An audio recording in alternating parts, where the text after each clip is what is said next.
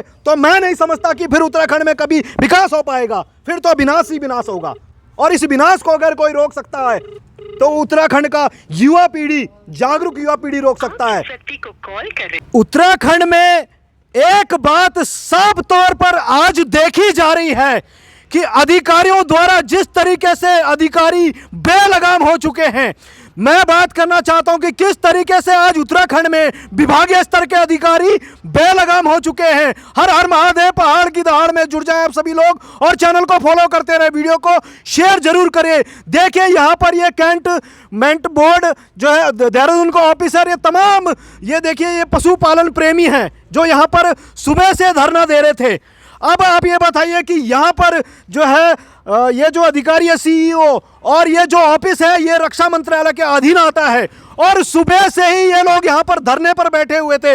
इनकी बात जब हमने इनकी बात हमने रिकॉर्ड करी, इस पर हम सीईओ साहब से जो है उनकी बात रखने के लिए यहाँ पर आए थे, तो वो बात का जवाब देना तो दूर, फोन नहीं उठा रहे और अंदर बैठे हुए हैं, बार बार अंदर बाहर कर रहे हैं। हमारे द्वारा उनको कितना फोन किया गया और उसके बावजूद भी वो फोन उठाने के लिए तैयार नहीं है। आप ये देखिए कि यहाँ पर जो पशुपालन प्रेमी हैं, जिनका ये सिर्फ इतनी मांग है, और कितनी जायज मांग आज यहाँ पर ये उत्तराखंड में कर रहे हैं। आप ये बताइए कि जब ये क्षेत्र कैंटो बोर्ड में आता है, 8 नगर निगम, 8 बोर्ड इस क्षेत्र में आते हैं, उसके बाद अगर इस क्षेत्र में आवारा पशुओं के लिए अगर ये एम्बुलेंस की व्यवस्था मांग रहे हैं, अगर किसी घर की व्यवस्था मांग रहे हैं, तो क्या इनकी मांग कौन सी नाजायज मांग है? अगर जायज मांगों को लेकर आज ये इस सरकारी दफ्तर में यहाँ पर आए हैं तो इनकी कौन सी मांग जो है नाजायज है? जायज मांगों को लेकर आप यहाँ पे हैं, लेकिन उत्तराखंड के विभागीय स्तर के अधिकारी कर्मचारी किस तरीके से तानाशाही पर उतर आए हैं, यह स्पष्ट तौर पर यहाँ पर इस छावनी परिषद के दफ्तर में देखा जा रहा है कि विभागीय स्तर का उच्च अधिकारी यहाँ पर गाड़ी लगी हुई है, अंदर दफ्तर में बैठा हुआ है, अंदर बाहर 3 से 4 बार अंदर बाहर कर चुका है, लेकिन मीडिया को जवाब देने के लिए तैयार नहीं है। अपनी बात रखना तो दूर की बात है, दूसरा फोन उठाने के लिए तैयार नहीं है। अभी आप ही के समक्ष में उनको फोन करना चाहूंगा। अब आप खुद देख लीजिए कि क्या स्थिति आज उत्तराखंड में हो गई है। जो अधिकारी जवाबदेही नहीं है, और क्यों नहीं अधिकारी जवाबदेही, क्यों अधिकारी फोन नहीं उठाते, यह एक बहुत बड़ा सवाल है। अगर प्रदेश में विकास हो रहा है, अच्छा कार्य हो रहा है, अगर ये अच्छा कार्य कर रहे हैं तो हम इनके अच्छे कार्यों को भी दिखाना चाह रहे थे। अगर ये लोग धरने पर बैठे थे, इनकी बात हमने रखी तो उनकी बात भी हम रखना चाह रहे थे, लेकिन ये देखिए लगातार फोन बज रहा है, उनको हम फोन करने का प्रयास कर रहे हैं, लेकिन घंटी बज रही है, उठा नहीं रही है। दफ्तर में ही बैठे हैं अभिनव है इनका नाम, अभिनव जो यहाँ पर सीईओ है, यहाँ पर अंदर बैठे हैं, लेकिन हाँ जी अंदर कैमरे से सब देख रहे हैं। अच्छा, कैमरे से सारी निगरानी की जा रही है। तो आप ये बताइए कि आप यहाँ पर सुबह से बैठे हैं, क्या गलत मांगों को लेकर बैठे हैं आप यहाँ पर? हम तो पशु प्रेमी हैं कि चाहते हैं कि भाई आप हमारा सहयोग करें, जो आपको जिम्मेदारी दायित्व दिया गया है उसका निर्वाह करें। इनकी व्यवस्था की जिम्मेदारी तो इन्हीं की है ना तो जो है कोई स्थान दे पा रहे हैं, ना जो है कोई जवाबदेही क्यों नहीं है? हम आपसे पूछना चाह रहे हैं, अधिकारी जवाबदेही क्यों नहीं है? मन मर्जी के मालिक हैं। अच्छा, तो मन मर्जी के मालिक जो है उत्तराखंड में चलेंगे? ये तो चल रहे हैं, कौन पूछ रहा है? चला रहा है इनको उत्तराखंड में? कहाँ लगाम लग रही है इनके ऊपर? कोई लगाम लगाने वाला इनके ऊपर? आप क्या कहना चाहेंगे भाई साहब, ये जो मन मर्जी चल रही है क्यों चल रही है? मैं तो ये कहूँगा, सुबह से हम लोग बैठे हुए हैं और देख ही रहे हैं, आप सम चैनल के आप भी काफ़ी देर से आए हुए हैं, तो व्यक्ति बाहर आने के लिए तैयार नहीं है। तो मैं तो चाहूँगा आप लोग इसके लिए कुछ प्रयास। तो अधिकारी दफ्तरों में बैठते हैं और अधिकारी बाहर आने को तैयार नहीं है। वाह भाई वाह, अंदर भी मिलने ये भी एक अजीब सी तानाशाही है। अजीब सी बात है कि एक सर्वोच्च पद पर बैठा देहरादून में एक अधिकारी छावनी परिषद में, और उसके बाद उनका खुशहाल व्यवहार होना चाहिए था।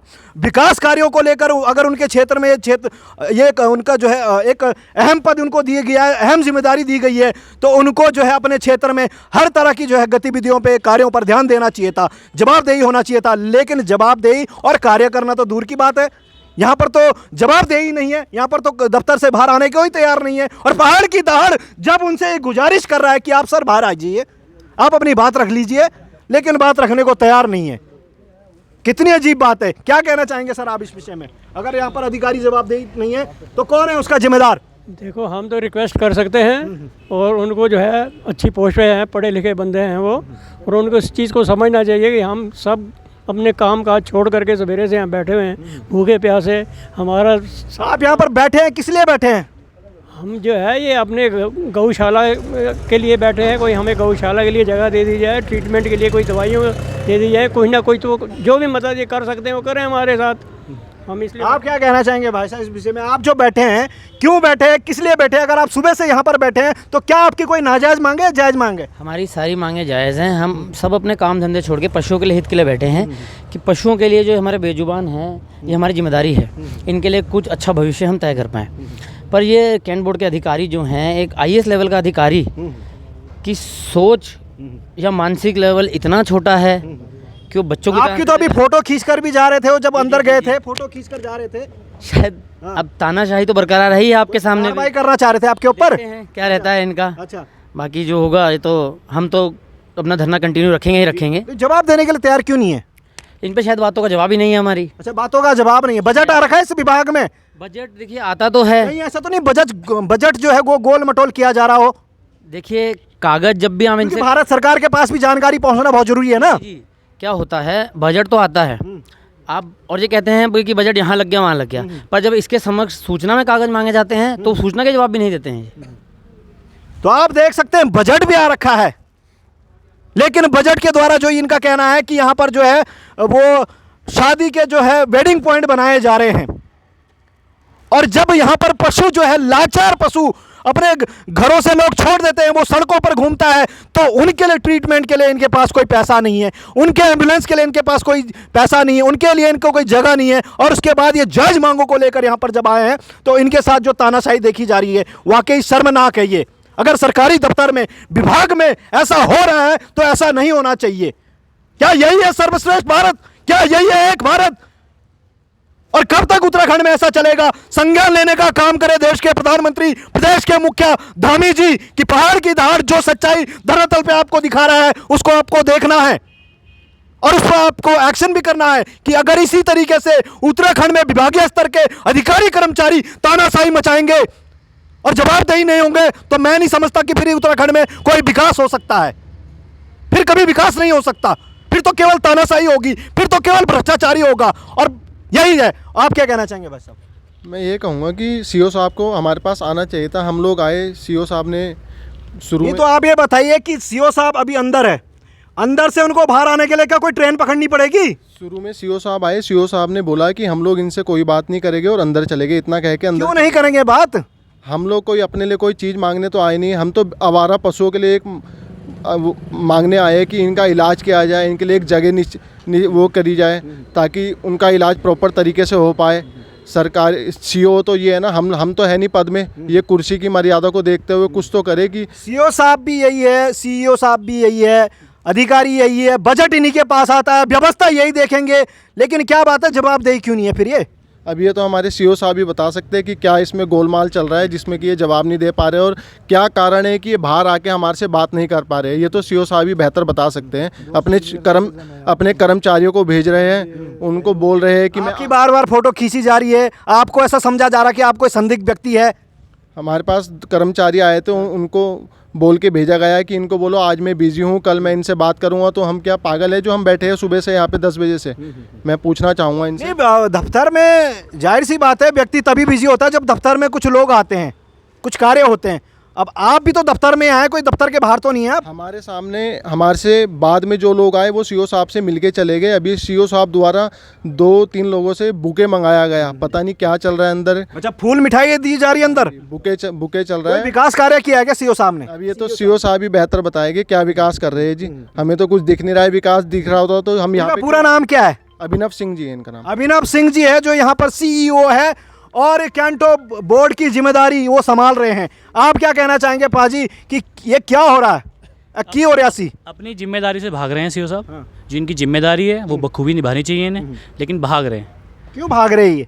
अब वो तो वही बता पाएंगे आपको क्यों भाग रहे हैं। सुबह से 4 बार वो हमारे सामने आ नहीं, हमने भी कई बार फ़ोन कर दिया, हम उनको बार बार फ़ोन कर रहे हैं। और आप भी, मैं चाहूँगा एक बार आप भी अगर के अपने फ़ोन से थोड़ा मिला लीजिए, क्या पता एक बार ये सारी बातें सुनकर उनका जो है हृदय जाग जाए। हृदय है ही नहीं ना। अच्छा, हृदय नहीं है उनके हृदय अंदर? है ही नहीं भाई जी। एक बार मिला लीजिए, देखिए हमारे समक्ष वो जो है फ़ोन मिला रहे हैं अभी।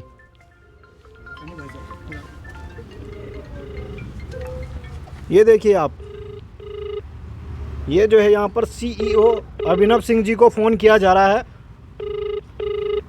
और वो फ़ोन उठाने को तैयार नहीं है। उत्तराखंड में अगर इसी तरीके से अधिकारी फ़ोन नहीं उठाएंगे, जवाबदेही नहीं होंगे, तो मैं नहीं समझता कि फिर उत्तराखंड में कभी विकास हो पाएगा। फिर तो विनाश ही विनाश होगा।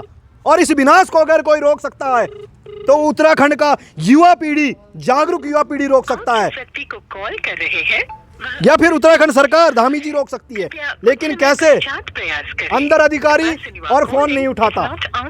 ये फोन न उठाने का सिलसिला आखिरकार उत्तराखंड में कब तक चलता रहेगा विभागीय अधिकारी कर्मचारियों द्वारा? अगर ऐसे ही चलता रहा तो कभी विकास नहीं होने वाला। धामी जी, आप सुधार दीजिए इस सिस्टम को, और रक्षा मंत्री जी आप भी ध्यान दे दीजिए इस बात पर, और देश के प्रधानमंत्री जी आप भी ध्यान दे दीजिए कि उत्तराखंड में क्यों चल रहा है और कब तक चलता रहेगा। कि पशु प्रेमी, अगर पशु प्रेमी देवभूमि के अंदर पशुओं के हित में बात कर रहे हैं, कहना चाहता हूँ अधिकारी कितना भी व्यस्त हो, एक हमारे उत्तराखंड में हमारे SSP महोदय हैं जो एक विकलांग व्यक्ति के लिए अपनी कुर्सी छोड़कर नीचे उसकी शिकायत सुनने आए, और एक हमारे बीच में 2 सीनियर सिटीजन्स मौजूद हैं, आदरणीय अमरनाथ कुमार जी और आदरणीय। मैं चाहूँगा ऐसे SSP साहब का, ऐसे तो हम तो नाम जानते हैं, लेकिन आप भी एक बार उनका नाम जरूर बताएं। एक सेकंड के लिए नाम स्लिप हो गया उनका। दिलीप सिंह कुंवर जी।